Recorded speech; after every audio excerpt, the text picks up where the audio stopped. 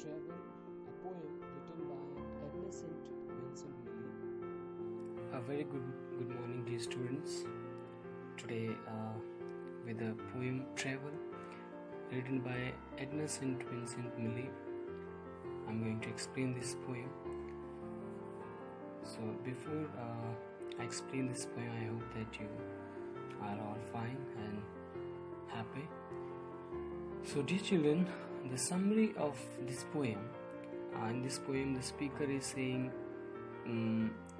of one narrator's desire looking for a peace from the opportunity to escape from her daily life. So the poem begins with the speaker stating that from where she lives there is a railroad track which is miles away. It is a feature in her life that is a constant. Although she cannot physically see it every moment because it is always there and banging on her mind. So as the poem continues, it becomes clear that the speaker has developed an observation with train and where it might take her. She can hear the sound it makes all day, even over the day sound of the many voices around her. The speaker dreams about the trains and pictures it perfectly as she sleeps. By the end of the piece, it becomes clear that she is uninterested in where the train is going, as long as it will takes her somewhere now. So in this poem we have 3 stanzas consisting 4 lines. So I will explain you paragraph wise or stanza wise. So in the first stanza, what the writer or the speaker is trying to say, concentrate on the first paragraph. So the poem begins with the speaker describing a part of her life or her everyday life that is not directly before her, because it is always in her sight, a railroad track. So the track is miles from her where she lives but is banging on her minds throughout the day. The passing trains are the unshakable things that follows her from moment to moment. So the presence of the railroad track is a reminder of possibilities that they are so close but still out of her reach. So the first line describes the fact that these tracks, which are so important to the speaker, is being miles away. So they are not something that she sets the eyes on every day, but they do come in her thoughts more often when she do not think about that track. So at the present moment, the speaker is in the middle of another another noisy day of her life. She is expressing a sense of fear surrounding the loud voice or around the loud noise. Okay, and then speaker is followed by the noise wherever she goes. So the voices that surrounding her work in two different ways. First, they are an irritating that she is unable to escape, and second, that value. And the fact that she is able to hear the train as it goes by proves how important they are to her. And the first 2 lines describing the second fact. The second fact was expressive. The speaker says that all trains that go by, there is not one that she doesn't hear. Means she's always able to pick out the whistling, shrinking, and it amongst the confusions of her everyday life. Okay. Then one more important of sitting to note or at this time is that the speaker does not say there is a railroad or the railway station near her, only a track, railroad track. So there is nowhere where the trains to stop, means there was not a stoppage where train has to stop. Even if she could want to see the train, she was not able to see it. Okay, so it always running past away from her. In second paragraph, the speaker is continuously discuss the importance of this moving train in her daily life. The speaker is thinking that in her own habit, she used to observe the presence of that noisy train and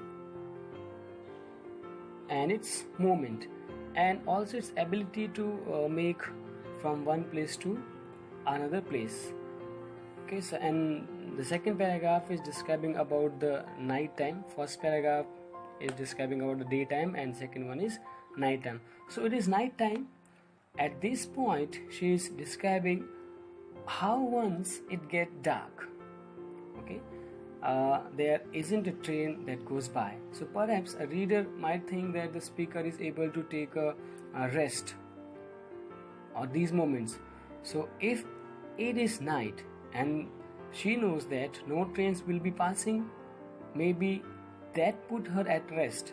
But unfortunately for the speaker, this is not the case. Okay, because even though she says the night is still firstly for dreaming, she sees in her minds, okay, she imagine in her mind or eyes in the dreams of her sleeps the sirens on the sky, or even when there is no trains there to see, she can't help or they can't help imagine. So it's engine steaming and feeling the same way she does in its actual presence.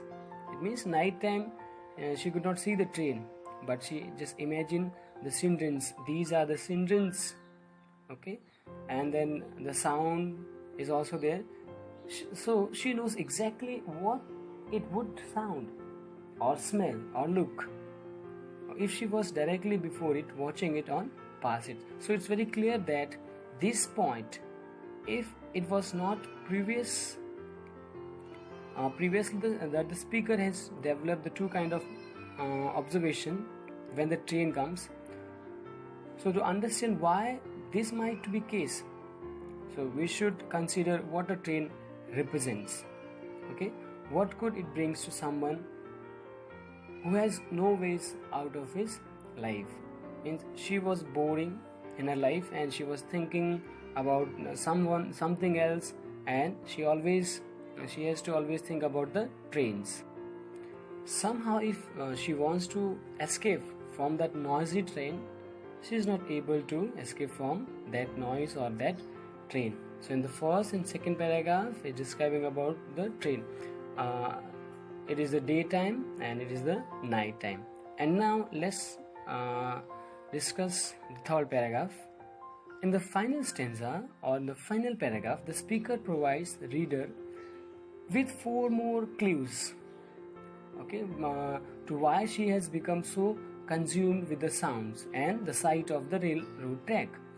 So the first topic that the speaker brings up in this section is the warmth she feels, okay, she feels towards her friends.